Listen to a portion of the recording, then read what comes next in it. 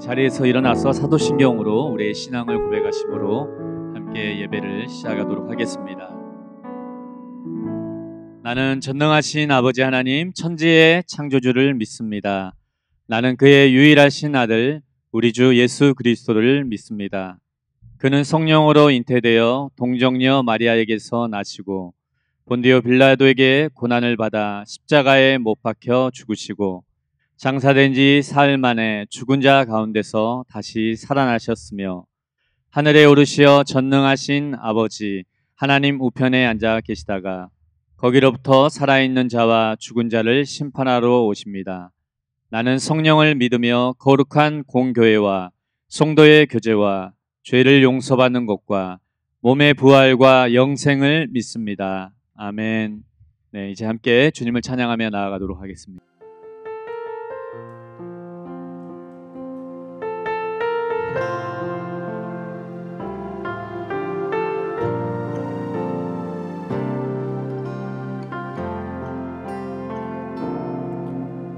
주의 보좌로 나갈 때에 어떻게 나가야 할까?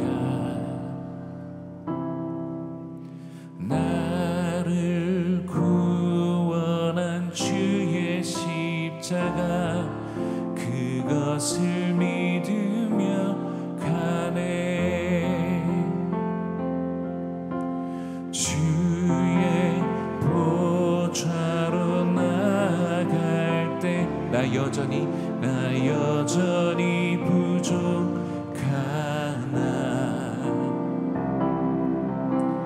나를 품으신 주의 그 사랑 그것을 믿으며 가네. 자격 없는 내 힘이 아니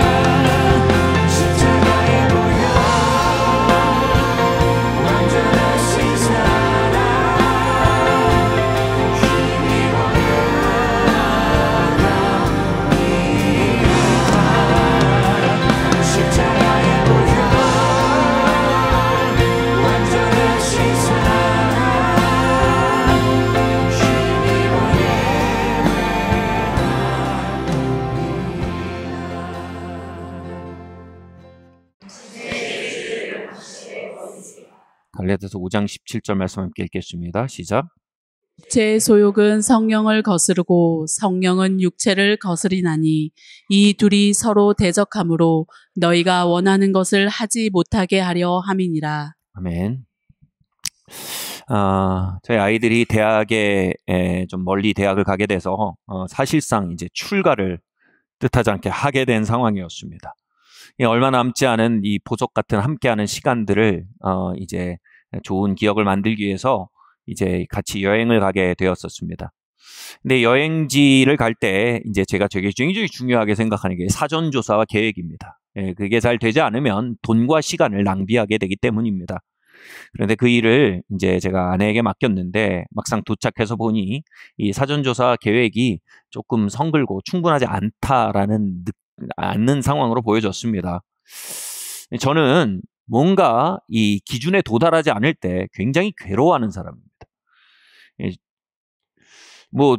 이 재정과 시간을 아끼기 위해서 우리가 준비를 잘해야 된다. 취지는 좋습니다만 그것이 되지 않다라고 해서 비판적이 되고 또 제가 굉장히 이 전전긍긍하는 것, 이건 완벽주의 기질입니다. 이건 제 기질의 반응입니다. 그래서 이제 비판적이 되려고 막 했어요. 그리고 막 전전긍긍하고 비판적이 되려고 하는데 다시 말해 완벽주의 기질이 이제 발동하려고 하고 있었습니다. 그런데 그 완벽주의 기질이 발동하고 있는 이 너머에 또 다른 흐름이 이렇게 일어나는 겁니다. 그게 뭐냐 하면 야, 지금 이 진짜 여행의 취지가 뭐냐? 이 취지는 가족들이 함께 행복하고 서로 사랑하고 깊은 일치를 경험하기 위한 거 아니냐? 이 여행지 마스터로 온 거 아니지 않냐? 그런데 지금 그냥 완전하지 않은 계획이고 부족한 대로 그대로 같이 즐거워하고 걸어가면 되는 것이지 네가 지금 여기서 비판적이 되고 막 전전긍긍하고 하면 이 취지 자체가 망가지지 않냐? 이런 마음이 쭉 드는 거예요. 다시 말해 있는 그대로 받아들이고 감사하면서 그 안에 주어진 분복을 누리려고 하는 본성과 무언가 내 기준에 도달하지 않으면 전전긍긍하고 비판적이 되려는 본성, 이 두 가지 본성이 같은 사건 앞에서 동상이몽이죠. 두 가지 본성이 이렇게 일어나는 걸 경험했습니다. 제가 한 가지 본성을 선택하면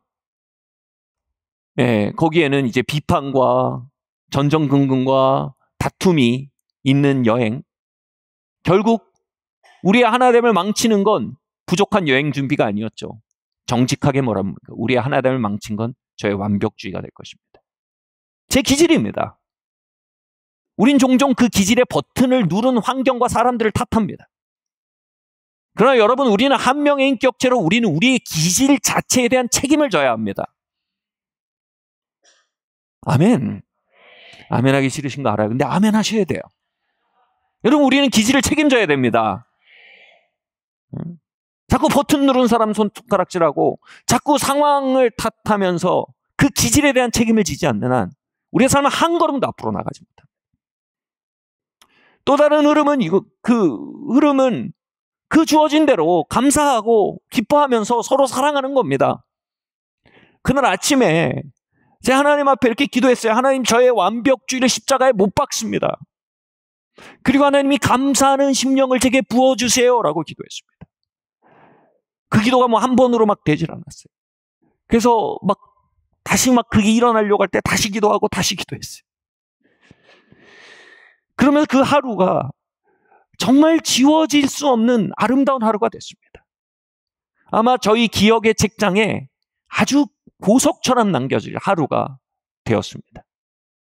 그 하루를 살고 제가 호텔에 잠이 들었는데 이 꿈이 좀 많이 상징적이었습니다. 이 꿈에서 제가 죽었어요. 그리고 영혼이 되어서 제 가족 주변을 맴도는 거예요. 저도 꿈속에서 이 영혼이 왜 하늘나라로 안 가고 이렇게 맴도는가. 근데 마음속에 사무치는 게 있는 거예요. 그 사무치는 한마디를 하고 가려는 거예요. 근데 그 말을 하려는데 뭐가 자꾸 막아요. 어떤 기류가 막아요. 그래서 악정고투를 이 영혼이 벌이는 거예요. 이 악정고투를 벌이던 영혼이 마침내 그 악정고투 가운데 승리하고 나서 이 한마디를 다 가족들한테 전하고 하늘나라로 갑니다. 근데 그 한마디를 저도 꿈속에서 들었는데 가슴이 너무 먹먹한 거예요. 뭐냐면, 얘들아, 내가 너희들 정말 사랑해. 얘들아, 내가 너희들 정말 사랑해.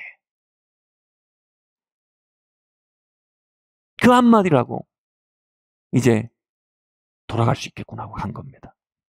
그 한마디를 하고 싶어하는 마음, 그리고 그 한마디를 전하지 못하는 것이 너무 안타깝고 강렬해서 제 꿈이 너무 실제 같아서 잠에서 깼어요. 그리고 이게 가슴이 먹먹했어요. 이 꿈이 너무 생생할 땐 메시지가 있거든요. 근데 이렇게 꿈에 대해서 그 메시지를 깨닫기 위해서 생각하는데 정리가 되는 거예요. 바로 그 한마디를 전하고 그 사랑을 전하고 싶어 하는 게 제 영의 소원인 거예요.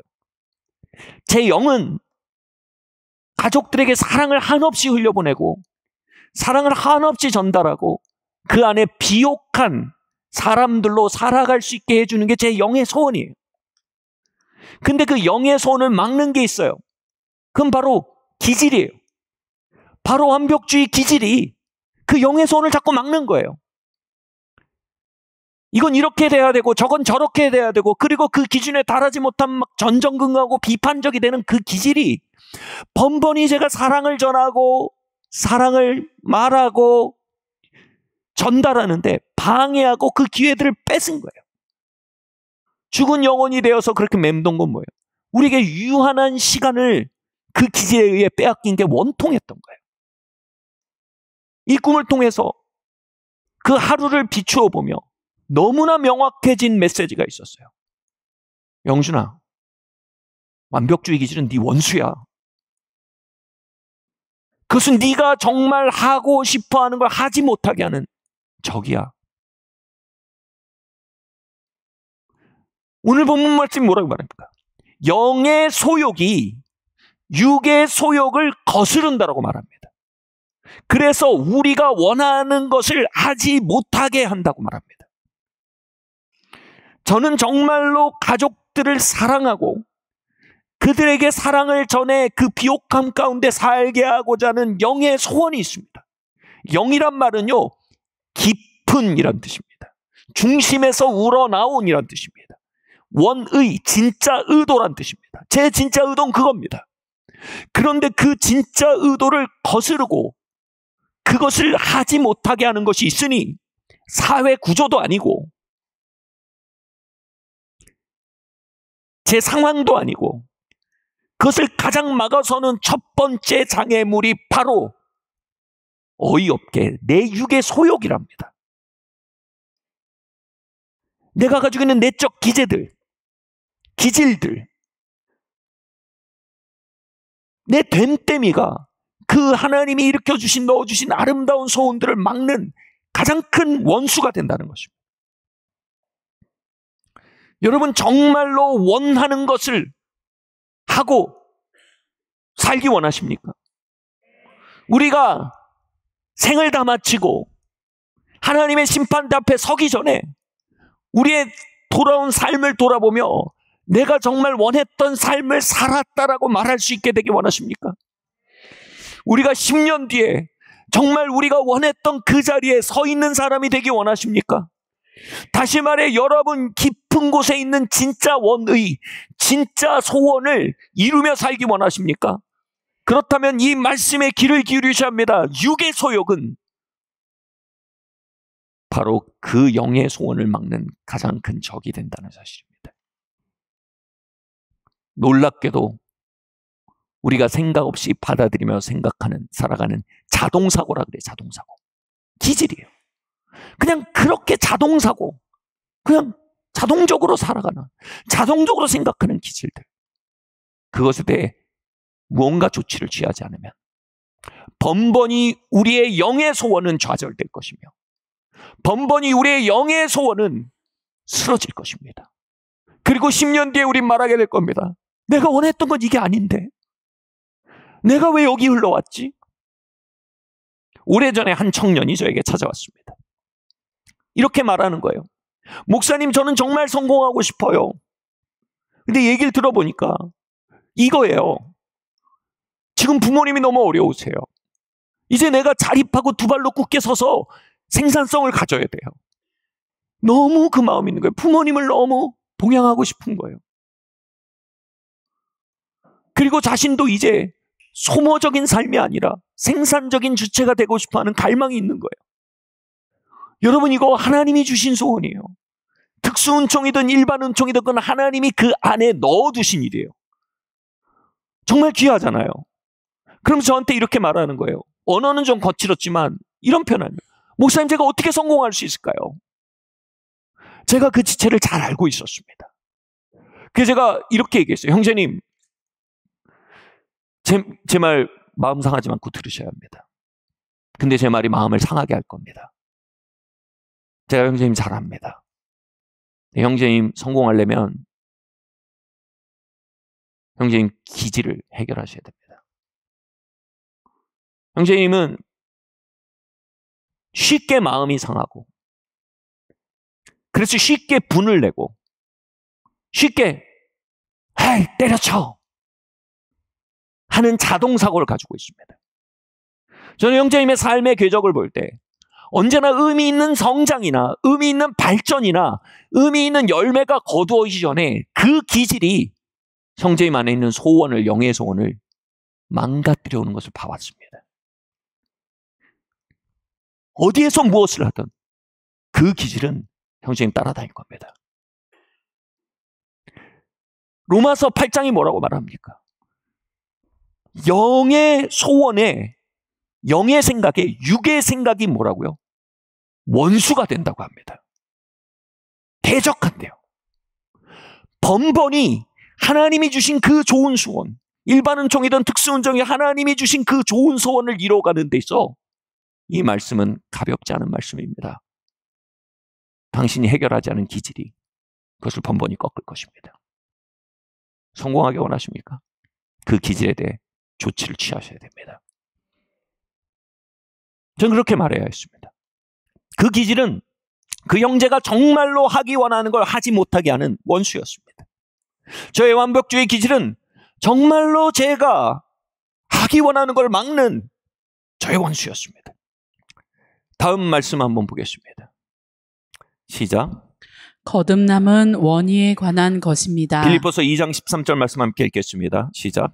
너희 안에서 행하시는 이는 하나님이시니 자기의 기쁘신 뜻을 위하여 너희에게 소원을 두고 행하게 하시나니. 빌립보서 2장의 맥락이 겁니다. 하나님이, 예수님이 저 위에 어마어마한 분으로 계시지 않고 겸손하게 되어 우리 가운데 오셨다는 게 핵심입니다. 그 우리 가운데 오셨다는 그 겸손케 됨의 결과가 뭐냐면 예수님 우리 안에 오셔서 소원을 두고 행하게 하신대요. 그분의 찾아오심이 되게 소박하답니다.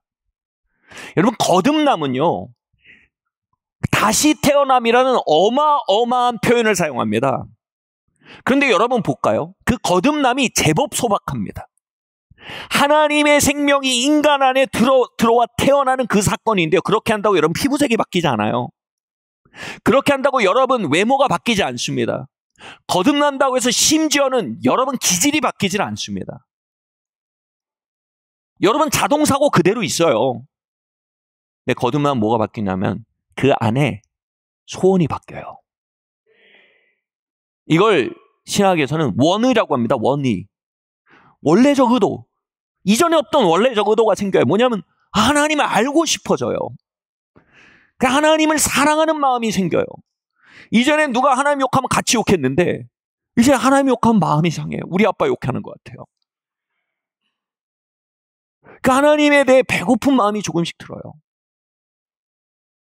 그리고 사랑하고 싶은 원의가 생겨요.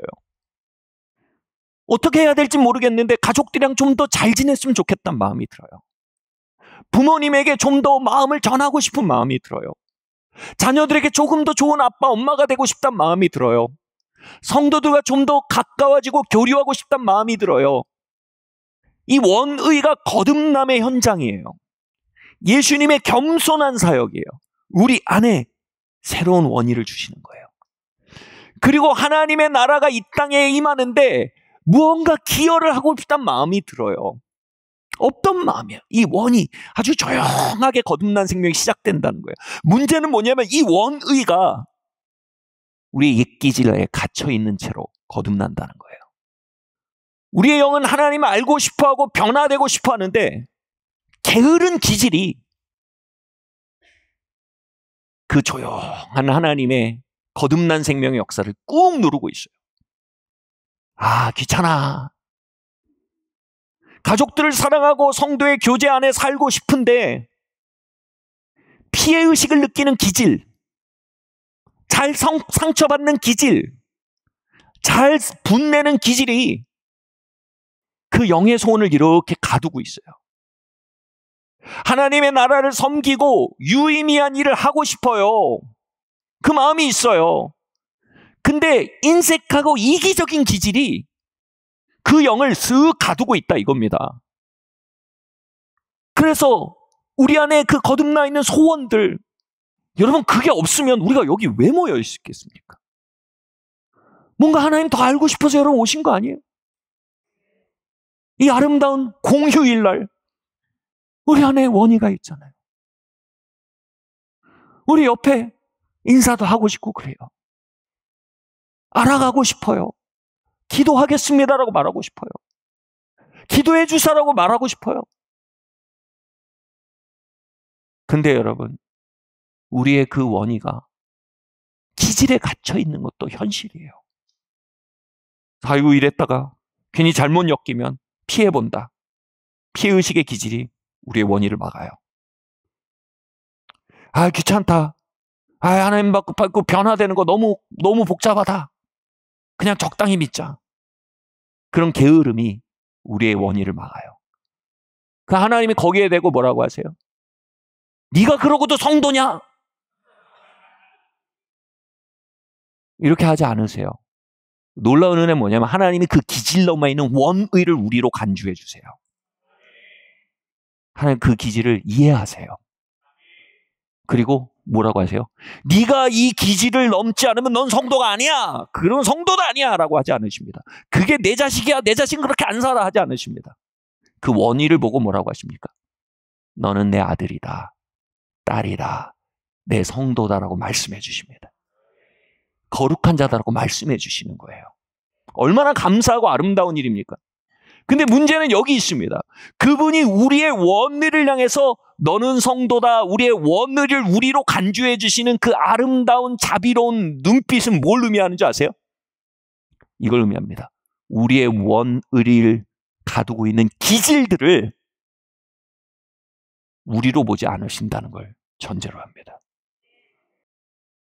제가 예전에 가족 간에 막 대화가 안 되고 막 다툼이 일어날 때 마음속에서 이 말이 일어나더라고요. 아, 이 진심 아닌 거 안다고. 진심 아닌 거 안다고. 그냥 그건 자동사고예요. 진심은 우리 서로 사랑하잖아요. 진심은 우리 서로 가까이 가고 싶잖아요. 그건 그냥 자동사고의 일부지 진심이 아니에요. 그런 것처럼 하나님 우리의 진심이 아닌 거 아세요. 우리의 넘어짐 속에 그게 진심이 아닌 거 아시고, 우리의 게으름 속에 우리의 진심이 아닌 거 아세요.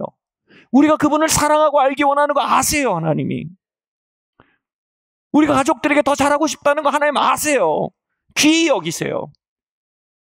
그 말은 정확하게 이걸 동반합니다. 그 원의를 가두는 기질들에 대해 하나님은 껍데기라고 말씀하시는 겁니다. 아니, 껍질이야, 그건. 그건 너가 아니야. 문제는 이겁니다. 우리가 하나님이 우리를 보듯이 봐야 한다는 겁니다. 우리도 우리의 원의를, 우리 안에 있는 영의 소원들을 진짜 나라고 고백하고 그것을 번번이 좌절시키고 흩트고 주저앉히는 우리의 기질들을 껍질이라고 봐야 하는 것입니다.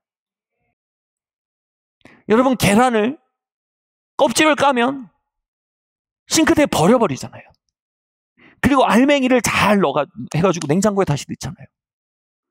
기질은 싱크대로 들어가 버린 껍데기입니다. 하나님은 알맹이를 꺼내고 싶어 하십니다. 근데 우린 자꾸 껍데기 수습하려고 합니다. 버려버리려고 하질 않아요. 지금 우리 안에 크고 작은 영의 소원들이 있어요. 우린 10년 뒤에 또는 우리의 삶을 마감할 때 서 있고자 하는 지점에 대한 갈망이 우리 안에 있습니다. 그것을 가기 위해 우리는 반드시 우리의 기질을 껍데기로 여겨야 합니다.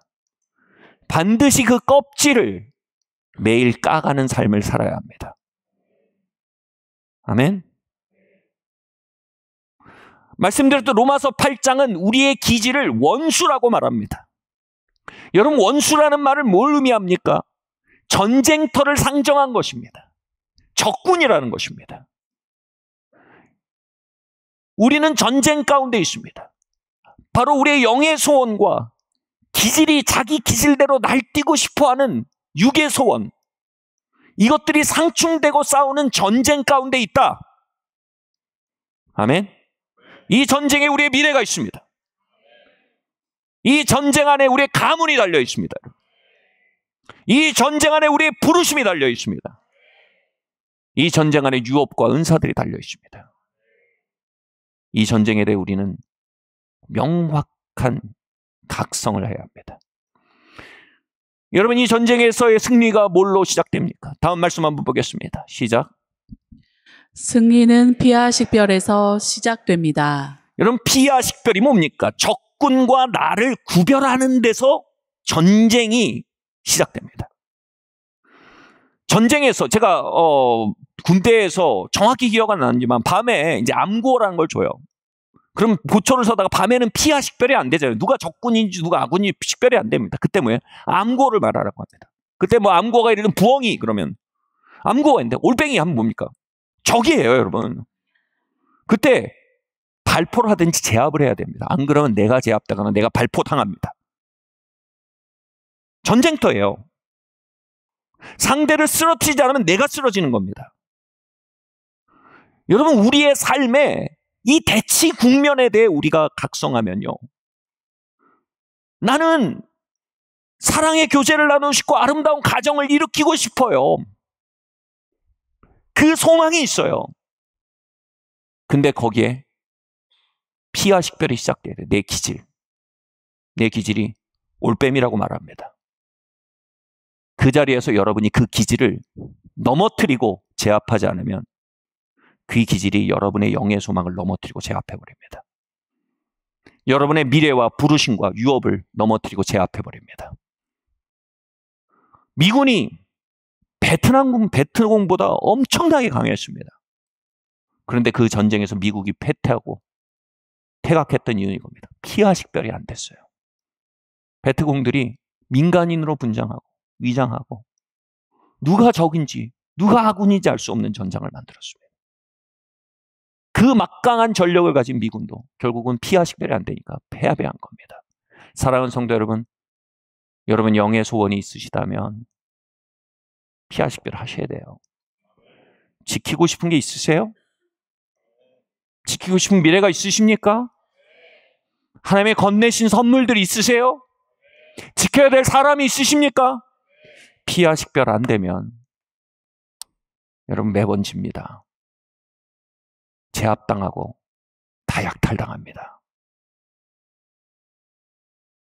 하나님 피와 식별의 은혜가 우리 안에 임하길 바랍니다. 그것들을 좀먹고 있는 우리의 기질이 빛 가운데로 발각돼야 합니다. 96년도에 아틀란타 올림픽에 한 달 정도 전도여행을 갔었습니다. 그곳에서 기도하고 사역하면서 성령께서 제 마음에 뜨거운 소망을 주셨어요. 바로 한국 땅에 성령을 부으시고 부흥을 일으키시겠다는 강렬한 소망이었습니다. 그 소망을 품고 한 달 동안 아틀란타에서 막 기도하다가 한국에 왔어요. 그런데 한국 땅 전체에 아무것도 변화가 보이지 않았어요. 근데 이게 확실하게 바뀌었더라고요. 뭐냐면 제 삶의 전장이 보이기 시작하는 거예요. 적과 내가 대치하고 있는 이 대치선이 보이는 거예요. 피와 식별이 되더라고요. 이 은혜가 우리 안에 임하길 기도합니다. 제가 그 이 땅에 임할 부흥의 한 부분으로 사용되게 해주세요. 그 소망을 가지고, 그 부르심을 가지고 기도하는데 그 기도가 응답된 건 이것입니다. 그 소망을 막는 원수를 명확히 보게 하셨습니다. 놀랍게도요, 그 원수는 이거였어요. 저의 미루는 습관이었습니다. 저는 숙제를 미루고 해야 할 일을 미루는 습성을 가진 사람으로 자라왔습니다. 한 번도 그걸 적으로 여겨본 적이 없는 사람이었습니다. 나를 편안하게 해주는 나의 위로자요, 또 나에게 나의 안녕과 복지를 변호해주는 나의 변호사쯤으로 생각했어요. 여러분, 이 미루는 습관이란 기질을 품고 계신 분이 있으면 공감하실 겁니다. 그런데 한국 땅에 들어와서 기도할 때 성령께서 감동하신 건 이것이었습니다. 내가 이 땅에 부흥을 가져오기에 너를 쓰기 원한다. 넌 그걸 원하느냐? 예, 주님, 그걸 원합니다. 그걸 위해서 네가 반드시 정복해야 될 적이 있다. 그것은 바로 너의 미루는 습관이다. 네가 일을 미루는 습성을 정복하지 않는다면 나는 너를 사용할 수 없다.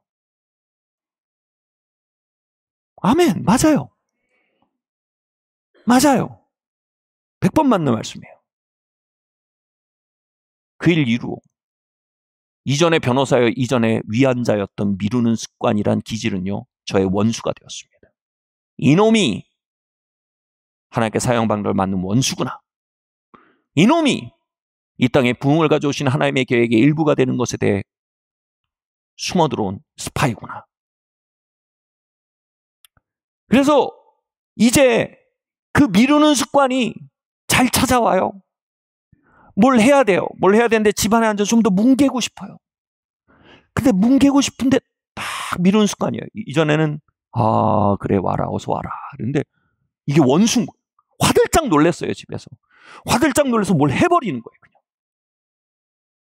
또는 숙제, 과제를 낼 때 언제나 제가 2, 3일을 늦게 내는 사람이었어요. 2, 3일 늦게 내면 언제나 핑계거리가 있거든요. 교수님 이만 했어요. 이만 했어요. 교수님도 보여요.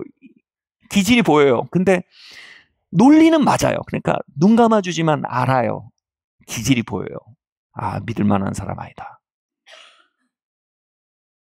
여러분, 기질은 다른 사람 먼저 봐요. 그런데 분명히 익스큐즈가 있는데 아닌 거예요. 나는 이 기질을 더 이상 동행할 수 없는 원수인 거예요. 그래서 숙제를 매번 제때해서 매번 내는 일을 시작했어요.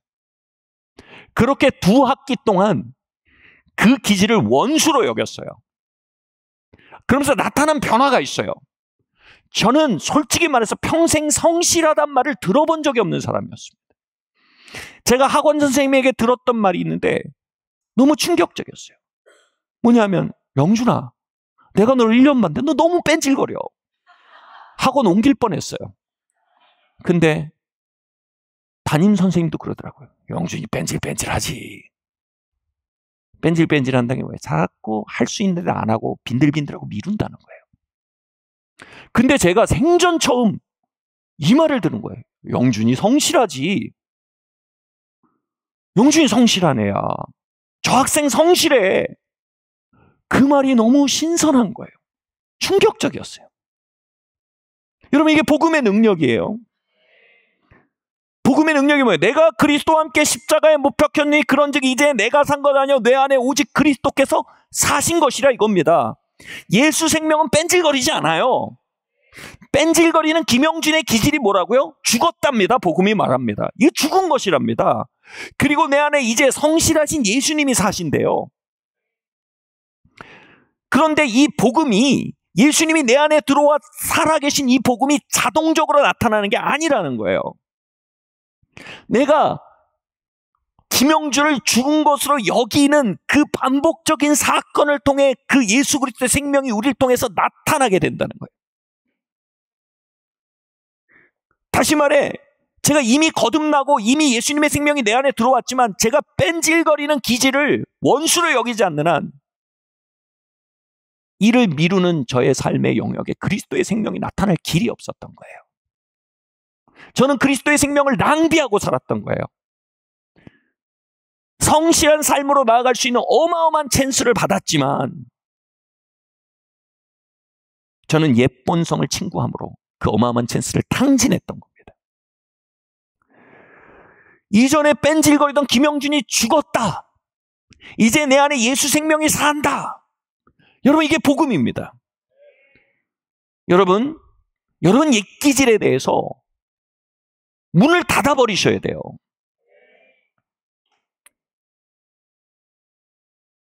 루터가 한 유명한 얘기가 있잖아요. 옛기질이 와서 얘기합니다. 똑똑똑, 여기 루터가 살지요? 그 안에서 말합니다. 잘못 찾아왔었습니다. 루터는 죽었습니다. 아, 이거 루터 집 맞는데요? 이제 여기는 그리스도가 사십니다. 여러분, 이게 복음의 요체입니다. 이걸 믿는 게 복음입니다. 옛기질이 뺀질거림이 찾아옵니다. 영준아, 내가 들어가서 너를 편안하게 해줄게. 내가 들어가서 너의 안녕과 복지를 위해 너를 변호해줄게. 많은 익스큐즈를 만들어줄게. 핑계거리를 만들어줄게. 똑똑똑합니다. 이제 이 사람은 저의 원수입니다. 오늘 여러분이 이 뺀질거리는 기질이 여기 서 있어요. 그러면 영어 표현은 이런 표현이 있어요. 그 얼굴의 문을 닫아버린다는 표현이 있어요. 그냥 그 얼굴의 문을 쾅 닫아버려. 굉장히 폭력적인 표현입니다. 그 얼굴의 문을 닫아버리면 말해야 되는 겁니다. 김영준은 죽었다. 뺀질인 죽었다. 이제 내 안에 성실하신 그리스도께서 하신다. 아멘. 사랑하는 성도 여러분, 우리는 옛 기질들이, 우리의 기질들이 우리의 마음에 신방할 때 그 얼굴의 문을 닫아버려야 합니다. 우리의 기질이 우리의 원수다란 말은요, 원수라는 말의 엘라어는 사탄합니다. 사탄입니다. 사탄. 대적자란 뜻입니다. 우리가 원하고 이루려는 걸 막는 대적자가 우리의 기질의 모습으로 온대요. 그럼 사탄아 물러가라 해야 된다는 거예요. 이 사탄을 꾸짖는 일에 있어서 한 하나님의 사람이 이런 글을 썼어요. 사람들은 사탄이 자기를 떠나주길 기도한다. 사탄은 자기가 떠났으면 하고 사탄이 나를 떠나줬으면 하고 바란다. 하나님께 떠나게 해달라고 부탁한다. 그리고 떠나줄래라고 청한다. 이렇게는 사탄이 안 떠난다는 거예요. 이렇게 얘기해. 사탄은 개다루시 다뤄야 된다는 겁니다. 당신이 출근을 하는데 자꾸 동네 개가 으르렁거리면서 쫓아와요. 막 쫓아와요. 그럼 막 오 하면 여러분 직장까지 따라온다는 거예요. 어떻게 해야 되냐면 이렇게 해야 된대요. 발을 구르면서 철루가 이 새끼야. 철루가 이 새끼야. 그럼 또 해요. 그러면 철루 가라니까 이 새끼야. 그러면 점점 개가 물러나요. 이렇게 사탄을 물리쳐야 된다고 얘기합니다.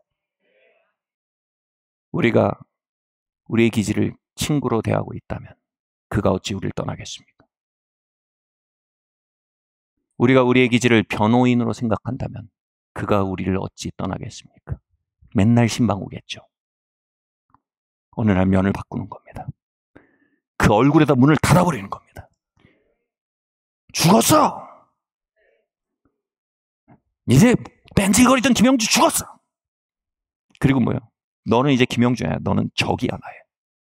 그럼 뭐라 합니까? 철루가 이 새끼야. 할렐루야. 저는 그 하나님의 사람이 그렇게 하라고 해서 한 겁니다.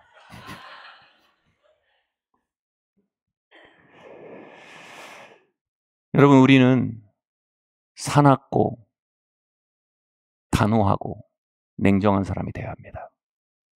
우리의 기질에 대해서요. 그건 우리가 명령받고 있는 라이프 스타일입니다. 명령을 이행하지 않으므로 나타난 일은 우리 책임입니다. 영으로부터 심으면 영으로부터 거둡니다. 우리가 액기질을 물리치기 시작하면, 육을 물리치기 시작하면 영이 살기 시작합니다. 골로새서 3장 1절 3절 말씀 함께 읽겠습니다. 시작.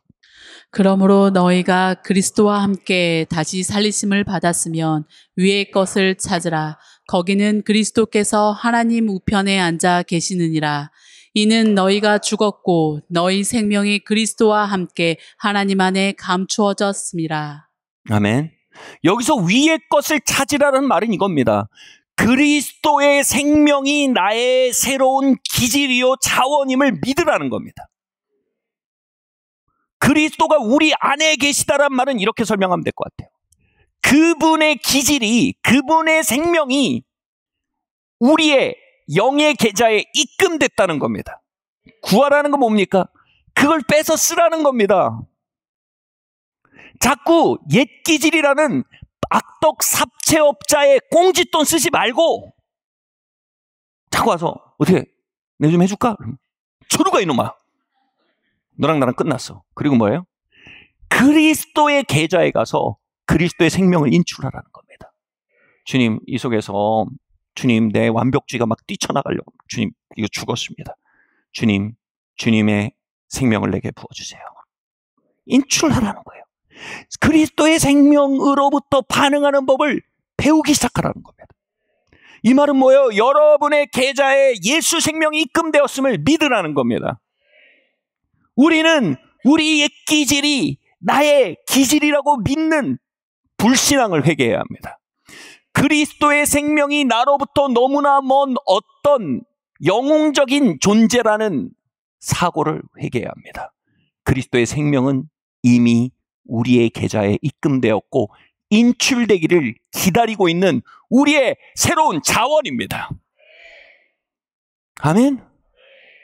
폭풍 치는 바다 앞에 심약한 우리의 기질이 출동할 수도 있습니다. 아니면 그 기질을 우리가 내어치고 그 안에 노래하고 하나님을 신뢰하는 그리스도의 생명을 구하고 그 생명으로부터 폭풍에 반응할 수도 있습니다. 바깥의 모든 사건들은 우리 안에 두 가지 기질을 향한 문을 열어놓습니다. 우리는 한 문을 그 얼굴에 닫아버리고 다른 한 문을 활짝 열고 구애합니다. 내게 들어오십시오. 나를 통해 이 상황 속에 살아주십시오. 나를 통해 이 상황 속에 반응하여 주십시오. 나는 내 기질로부터 반응하기를 그치기 원합니다. 그리스도의 생명이 나를 통해 반응해 주시기를 원합니다라고 구하랍니다. 아멘. 여러분, 그리스도의 몸된 교회 안에 이 기도가 돌아와야 합니다. 하나님, 이 사람 미치겠어요. 저의 열받는 기질이 자꾸 방문합니다. 이 기질 가라. 그러면 주님의 온유한 생명을 내게 좀 부어주십시오. 주님의 용서하는 생명을 내게 주님 내게 오셔서 주님 나를 통해 용서해 주세요 이겁니다. 원수를 나 내 기질로 못해요. 주님 오셔서 나를 통해 원수를 사랑해 주세요 이겁니다. 우리는 밖의 모든 자극 속에서 우리 옛 기질과 연합해 갈 수도 있고요. 우리의 옛 기질과 헤어져 갈 수도 있습니다. 그리고 그리스도와 연합해 갈 수도 있고요. 그리스도의 거듭난 생명을 점점 옛 이야기로 만들어 갈 수도 있습니다. 여러분 삶에 무너진 사다리가 있는 영역들이 있으십니까? 하나님 우리의 영을 살려주십시오. 주님 우리의 사다리, 우리의 내적 생명의 사다리, 믿음의 사다리, 영의 사다리가 일어나게 하여 주시옵소서. 우리의 기질이 때려눕힌 사다리가 일어나 우리의 기질을 때려눕히게 하시고 하나님 우리 안에는 새 생명이 하늘에 있다 살도록 주님 역사하여 주시옵소서. 우리의 새 생명을 일으켜 주시도록 우리의 영을 일으켜 주시도록 예수 생명으로 우리 안에 일어날 수 있도록 함께 기도하겠습니다. 지금은 우리를 위해 피 흘려 죽으신 독생성자 예수 그리스도의 무궁하신 은혜와